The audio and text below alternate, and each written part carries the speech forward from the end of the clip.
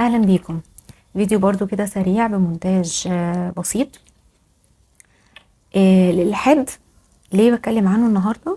عشان ابتديت اقابل ناس بتتكلم في الموضوع ده، يعني زملاء في العمل، ناس في سيشنز وانا بعمل معاهم جلسات فرديه بيفتحوا الموضوع. بلاحظ ان في افكار الحاديه موجوده. طيب، هل احنا لما نسمع كلمه الحاد نتوتر، نخاف، نقلق؟ المفروض ايه الطريقه اللي انت تستقبل بيها الموضوع ده؟ طبعا الغلطه اللي بنقع فيها كتير مننا انه هو بيتخض ويقفل الكلام بسرعه ويتهم بسرعه اللي قدامه بحاجات يعني سيئه جدا. اللي احنا مش قادرين نفهمه انه الاتهامات بتزود تمسك الشخص بالفكرة اللي هو عليها، خصوصا لو لم يتم مناقشة الموضوع معاه بشكل منطقي.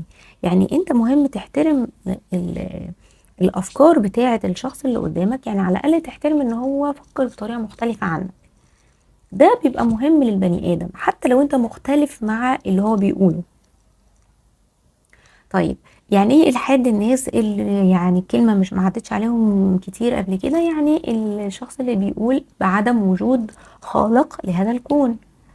طيب، ليه انا بقول افكار الحاديه مش الحاد؟ انا بفضل استخدام كلمه افكار الحاديه لاني من وجهه نظري انه يعني مفيش حاجه اسمها ان العقل يلحد. العقل لا يستطيع ان يلحد، دي بسبب طبيعه العقل. طبعا اتفقت او اختلفت معايا، دي حاجه انا من دراستي للعقل ومن جلسات كتير عملتها مع ناس وشفت طريقه تفكيرهم، انا اكاد اجزم انه حقيقي العقل لا يستطيع ان يلحد. هقول لك ده اكتر، بس قبل ما استفيض معاكم في النقطة دي خلينا الأول نعرف يعني ليه انتشرت الأفكار الإلحادية في السنوات الأخيرة بشكل كبير. السبب في ده من وجهة نظري ليه عدة أسباب. أول سبب وأهم سبب هو يعني قلة الإحساس بالترابط والأمان والدعم والسند داخل الأسر. احنا اتخنقنا ليه؟ طالما احنا جايين عشان حتى أقرب الناس لينا ما يدعموناش وما يحبوناش كفاية ويرفضونا لما نغلط، يبقى ليه اتخلقنا؟ وليه الخالق ده يعني آه اختار لنا هذه الأسرة؟ عشان كده دي من أساسيات، من يعني القواعد الأساسية لبداية ظهور الأفكار الإلحادية. حتى ليها اسم في علم النفس، بتريال، اللي هي البتريال، يعني الغدر، إحساس الغدر، إحساس إنه الخالق غدر بيك. فده من وجهة نظري هو القاعدة الأساسية لظهور أو بداية ظهور الأفكار الإلحادية عند الشخص. طب ليه مش كل الناس اللي بتتعب في حياتها وبتعدي بحاجات صعبة وأسرها بتبقى برضو مش متوائمة معاها، ليه مش كل الناس دي بتوصل للمنطقة دي؟ ليه مش كل الناس بتحس من الغدر من الخالق يعني بتعريف المصطلح العلمي؟ لأنه احنا يا جماعة بنختلف في الميول الفردية.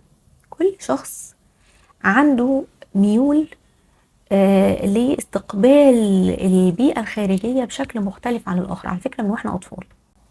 والدليل على كده إنك ممكن تلاحظ إنه لو جبت مجموعة من الإخوات كلهم عايشين في نفس البيئة، كلهم عايشين مع نفس الأم والأب، كلهم عايشين في نفس الظروف المادية ونفس الظروف الاجتماعية وكل حاجة والتعليمية كمان، تعرضوا كلهم لنفس مستوى التعليم، ولكن هتلاحظ أحيانا لما تتكلم معاهم إن هما شايفين الأم والأب بطريقة مختلفة تماما. كل واحد فيهم شايف الحياة بطريقة مختلفة تماما.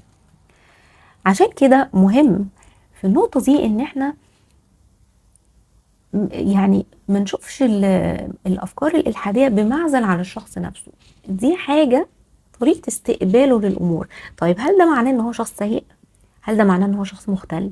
أنا لا يعني أرى انه الشخص اللي عنده افكار الحاديه هو شخص مريض او شخص مختل او شخص عقله هايف. لا خالص، بالعكس.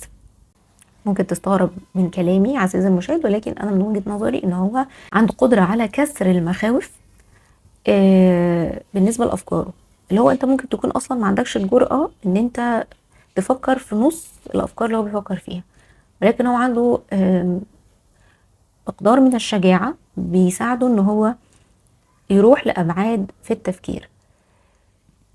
بس الشجاعة دي لو كانت اتوجهت للحياة الحقيقية، للحياة الواقعية، أكيد كانت هتفرق كتير. عزيزي المشاهد، انت هتفتكر انه انا بقول انه يعني الشخص الغير ملحد وعمر ما جت على دماغه افكار الحاديه هو افضل حالا من الشخص اللي وصلت دماغه الافكار الحاديه. هفاجئك واقول لك الكلام ده مش حقيقي. بتكلم على مستوى العقل. لا طبعا، على مستوى العقل الشخص اللي ممكن يكون وصل لافكار الحاديه سواء قاومها او انساق ليها، هو كعقل عقله شغال افضل بكتير من الشخص اللي هو لا لا لا لا يا جماعه، لا ما ينفعش اقرب من المنطقه دي. طبعا ده العقل الخائف. مع العقل الخائف اللي هو بيبقى محشور جوه اللي هو متعود عليه وبيخاف حتى يقرب من التفكير في التفسيرات، مش بس مش في النص الديني، لا، في تفسير النص الديني اللي هو البني ادم زيه وزيك هو اللي كتبه. دايما كان عندي سؤال من وانا صغيره، وانا طفله قبل اي حاجه ما كنت اقرا في التفسير. كنت اسال نفسي سؤال، هو ليه محمد عليه الصلاه والسلام ما فسرش القران الكريم؟ هو وضع يعني عندك القران الكريم وعندك الاحاديث النبويه الشريفه التي تفسر وتوضح القران الكريم، لكن ليه ما فسروش بالشكل اللي احنا بيوصل لنا دلوقتي من كتب التفاسير؟ ليه؟ لو هو كان محتاج تفسير كان فسره، ولكن وضع لك السنة النبوية الشريفة مفصلة للمحكم، محكم الكتاب، محكم القرآن الكريم، مفصلة عشان تقول لك التفاصيل. بس لو عايز يعمل لك كتب كان عمل لك، لكن ما عملش. يعني خلينا نتجاوز النقطة دي. عرفت ان ليك صديق مقرب بيفكر كده، اخوك، اختك، حد قريب منك، حد عزيز عليك، تتصرف ازاي؟ مهم قوي قوي ان احنا ما نبصش للموضوع ده على انه لازم يحصل حوار ديني. بص، انت لو قررت ان انت تاخد صديقك او اختك او اخوك عند حد يناقشوا دينيا في الموضوع، انت بتبقى بتغلط غلطة عمرك، بتغلط غلطة عمرك. وده لانه السبب التاني هينقلنا للسبب التاني من وجهة نظري، وهو سبب مهم جدا وقوي جدا لانتشار الافكار الالحادية في السنين الاخيرة، هو ان الخطاب الديني سيء جدا جدا جدا وغير منطقي وغير عقلاني. مفيش احترام لعقول الناس، مفيش احترام لتجربة الناس ولرؤيتها الخاصة. في نوع من انواع التصلب والتحيز في بداية اي مناقشات، وكأن في حد مستعد كده متأهب ان هو يلقي عليك بسيل من الاتهامات بمجرد ما يبتدي يلاحظ ان انت مختلف عنه في طريقة التفكير.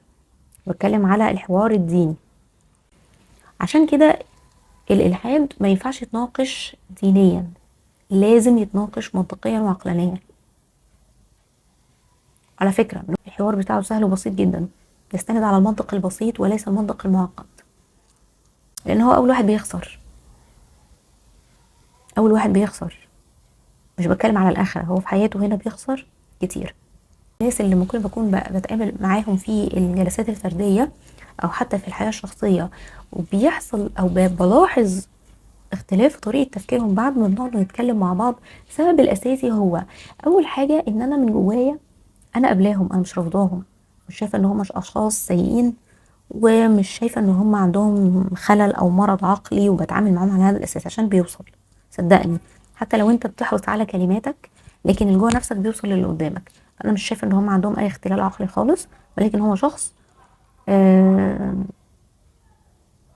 مفتقد لبعض الاشياء، وانت كمان حضرتك عزيزي المشاهد ممكن تكون مفتقد لنفس الاشياء، ولكن هو كان عنده الشجاعه ان هو يقف قصاد الالم بتاعه ويواجهه ويستنتج حاجات. ممكن الاستنتاجات دي تكون آه